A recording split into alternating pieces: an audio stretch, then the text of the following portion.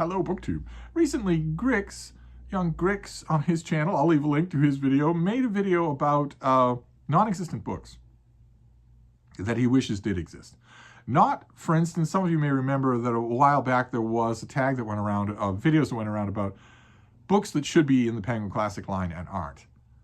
So those editions don't exist. But here, Grix is talking about books that don't exist. Not that there's an edition out there, but it's not in the line that I like, but where the book itself doesn't exist. And he gave a fascinating description of an idea for a book that he would want to see. And he tagged me. He tagged a whole bunch of people and he tagged me. But this is right up my alley. I spend a lot of time daydreaming about books that don't exist. So the gist of the tag is that you come up with a book that you would like to see and talk about it a little. So I did 10. I didn't do just one. I did 10. And I want to show them to you. I hauled out the sketchbook and made covers, at least a little, so that you can kind of sort of know what I mean. And the first one would be called The Vast. And it would be a book about the blue whale, the largest animal that has ever lived on Earth, that currently lives in Earth's oceans. Now, 40 years ago or so, a book called The Blue Whale won the National Book Award. There has been a book like this. But I want something bigger. I want something far better illustrated. I don't think The Blue Whale, from, what was this, George Small? I don't think that it had illustrations at all. It certainly didn't have anything like the illustrations that you could give it now, and it was a short work. I would want this to be bigger. The blue whale in history. Every detail of the blue whale's natural history and biology and anatomy and whatnot, all that we know, and we know a lot more than we did back when that book won the National Book Award, and also their ecology and conservation, which is, of course, more perilous now than it was then. And you could call it The Vast. Make it a great big book, the ultimate popular natural history of blue whales. So that's book one. That doesn't exist that I would like to see. Then this next one, I'm going to resist giving it the title in Latin. I will translate the title into English as just Against Barbarians. By Hannibal. It would be by Hannibal. The Hannibal, the elephants over the Alps Hannibal, the guy who almost beat the Romans at their own game. And this would be a book that Hannibal, for all we know, it did exist at one time or another. I don't recall there are any mentions of it in classical literature. But the thing that people forget about Hannibal is that when the Battle of Zama was over, he didn't die. He didn't just immediately evaporate. He went home to Carthage. He became the equivalent of a politician. And they didn't he was a strictly upright, honest politician, and the people in Carthage didn't like that. So he left, he fled, he went to the court of Antiochus the Great. He was a military advisor, including later on in his life, a military advisor against the Romans.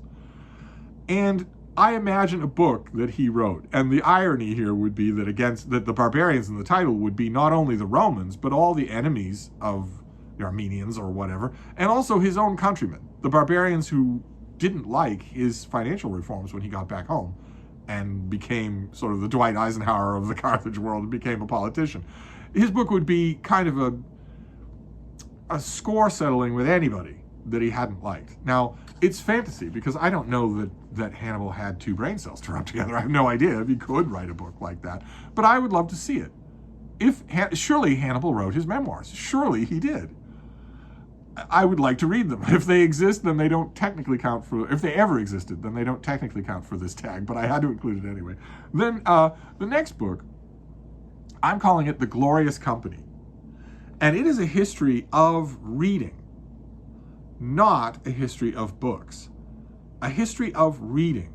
When did books start to look back at themselves? When did the act of reading enter into the process of reading? And how has it grown since then? In all its manifestations, I would again want this to be a very long book. A history of reading and readers. Where have they been? How do they characterize themselves? When have they grown and shrunk in number? I can imagine it. I don't know of any book like it. I would love it if there were one. Of course, I'd love it if there were 20 of them. Then we'll do a biography. This is, I'm going to call it The Lady of the Trees. It's a life of Edna Robinson Aiken, who was a California author here in America and from about 100 years ago. And if she's remembered at all, she's remembered in regional museums in California as a regional author, as a California author. But there was more to her than that, of course, and even her California books are long gone. I'm sure they're in the public domain, but she wrote a lot. And a big biography of her, there I have her with the redwoods, the sequoias. Lady of the Trees, I think, would be a big multi-purpose biography. Big and, groundbreaking as well, since there'd be a lot of original material. I don't think that she's ever had a biography. So there'd be a lot of ground that you'd be breaking. But also maybe a thorough literary study as well. That would be great. And then, speaking of a thorough literary study, this next one is one that not only have I called for forever and ever, and I don't think that it exists, but also this is one of the books on this list where not only have I called for it for years, but the number of you have called for me to write it. I don't know about that, but I'm calling it The Hub of the Universe, which is a term that originated here in Boston. It is a literary history of Boston. Extremely detailed, granular literary history of Boston, especially Boston in the 19th century, when Boston set the literary tone for the whole of the country, and I would argue most of the world. Not just in terms of the books and also periodicals, but also in terms of author rights, reader rights, standardized publishing, commission rates for illustrations. A huge amount of what we take for granted as the normal DNA of the book world was created in 19th century Boston, in an area that I walk by almost every week. I would love to write this book, of course. I would love to write this book. I have the raw materials to do it right here. I wouldn't need to go anywhere. And if I did need to go somewhere, well, there are 5 places here in Boston that also have records. Vast amounts of records that I don't think anyone has ever consulted for this purpose. So I'd love it if they did. I would love to see it if they did. Then this next one, I admit that for some of these books that don't exist, some of them are things that I myself have been tempted to write or have tried to write. I still think they count. They're still book ideas, books that I would like to see exist. And that is true with this one. This is We See Your Faces. And it is a study of the people in the portraits of Hans Holbein. Not just the big ones, Henry VIII, Thomas Cromwell and whatnot, but all the people. And not just in the portraits, but in the sketches as well. He did a number of fine finished sketches. There's a huge number of these things, dozens and dozens and dozens of them. What I would like would be if this was a kind of Plutarch's Lives, of just small, lively, investigative lives of all of the people who sat for Hans Holbein. The famous ones and the not so famous ones. There, you could write, say you're going to give yourself 25 pages on each person, regardless of whether it's King Henry VIII or the ugly Carew sister, the one that nobody thought it would ever amount to anything, and that history doesn't know. Give each one of them 25 pages and write an enormous book. It would be this, We See Your Faces. The reason I would call it that is because Holbein he stands out in the procession of Western art, I think, quite a bit. I think you have to go back a long way before him to get anything like the feeling that you get when you look at his portraits, which is that you are looking at a person. You do not feel like you are looking at an idealization. You feel like you're looking at a person. That's why I call it We See Your Faces. And then this next one, I'm giving it a title. I've already made strong inroads into writing this book. I don't know what kind of interest there'd be. It's very much like Glorious Company because it's a meta book about the bookish world. Here I'm calling it The Gallery. In installments that I've been writing for the last 20 years, I've also called it The Ink Course. And it is literary reviews. It would be a gigantic book of not a collection of reviews, but rather a study of them. Where did they start? When were they popular? Where were they published? How much did people make? Where are they now? What effect did they have on the market? Great lines from them, of course, great quotes from them, but it'd be a whole study of this thing that we all know in one way or another. I know plenty of readers who subscribe to literary journals. And if the literary journal that they subscribe to now were to fold, well, they would subscribe to another one. And that process has been true for a long, long time. I'd love it if there were a big book about it. Then we get to, we're almost done here. We get to biography. We'll go back to biography. This is a figure that I if he has a popular biography, I've never read it. What I want is Forkbeard Saga. the life story, the life and times of Sven Forkbeard, who was a Viking. He was a very colorful character. He spilled a lot of blood with his own hands. He was fascinating and subtle and intellectual when he wasn't cutting people's heads in half.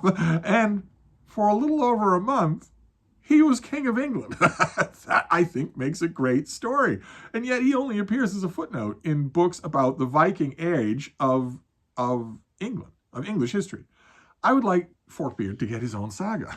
And what I imagine here for Forkbeard's saga is not strictly a biography. It would be something a lot closer to Deus Lo Volt by Evan S. Connell, where it is a history. Everything you want to know, everything that we do know about Sven Forkbeard will be in this book. But I imagine it being written as an Icelandic saga, as a Viking saga, with maybe long prose footnotes to ground it in historical and biographical reality. I picture it as being a playful blend of genres.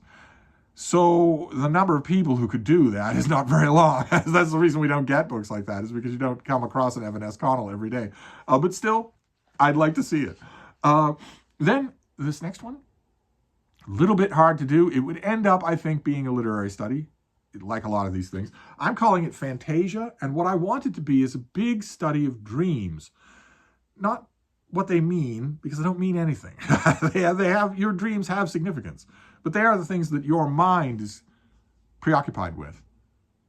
They don't foretell the future. They don't tell you what's happening on another continent. They're not from another world. But if something is on your mind, it doesn't have to be the foremost thing on your mind, consciously. But if something has snagged your attention, has snagged your concentration, even if, again, during the day, you're not really thinking that you're thinking about it, when you go to sleep, your brain is still firing neurons. And it might want to address that thing, whatever it is. But it's not your conscious brain. It doesn't have the ability to cognate new thoughts. Instead, all it has is the tools that are already there. So, if you are, I don't know, you've got let's say you've got a promotion coming up at work, and it's 6 months away. You're not really thinking about it all that much. You know it's coming, and you know what you need to do to qualify for it. But it's way in the back of your mind. If I were to ask you during the day, are you worried about that promotion? You'd say, oh, I'm not even thinking about it. I'm thinking about, this bump in my car insurance that I don't know how I can pay for. I'm thinking about that. And then that night you have a dream about showing up in your high school homeroom with no pants on. That's because part of your brain is worried about that, about being unprepared. The showing up at school with no pants on is an unpreparedness worry. That is what that dream means. That's the thing that your unconscious brain is trying to put blocks together on. It knows those blocks, so it will use them to address something that your conscious brain had flitting through it. Doesn't have to be the foremost worry. But even so, even though dreams are not messages from another world, even though they don't mean, in italics, anything, people have been having them and talking about them and obsessing about them forever. There's an enormous body of literature about dreams. Has there ever been a book? A book about that body of literature, not a book that says dreams are from the other world or anything like that. In other words, a historical and literary study of dreams that is not full of woo-woo. I don't want to read stupid cod mysticism in order to read this book. And I don't know of a book like that. I would love to do it. Someone would have to do a huge amount of research, I would think. And then the last one, I promise, I'll just do one more here. And I intentionally gave it an unimaginative cover as a kind of a joke swipe at the whole subject of the book, because this is called Indie World with an exclamation point. And it would be a study of self-publishing. A history of self-publishing would be maybe the first 2 chapters. So you'd get self-publishing all throughout history, from the Greeks and Romans to David Hume, to Vanity Press boxes of Vanity Press volumes that you could have gotten in the 20th century. But then the bulk of the book would be about self-publishing today. So you would talk with a lot of self-publishing successful authors. You would talk with a lot of people who are in the business, reveal a lot of the numbers, and examine the state of indie publishing today. I don't think there is a book like that. understandable, since it would be a mainstream press book that I would know about, and the mainstream press will not write a book about how incredibly healthy the indie scene is. So maybe it's no mistake that I've never seen it, but I would like to.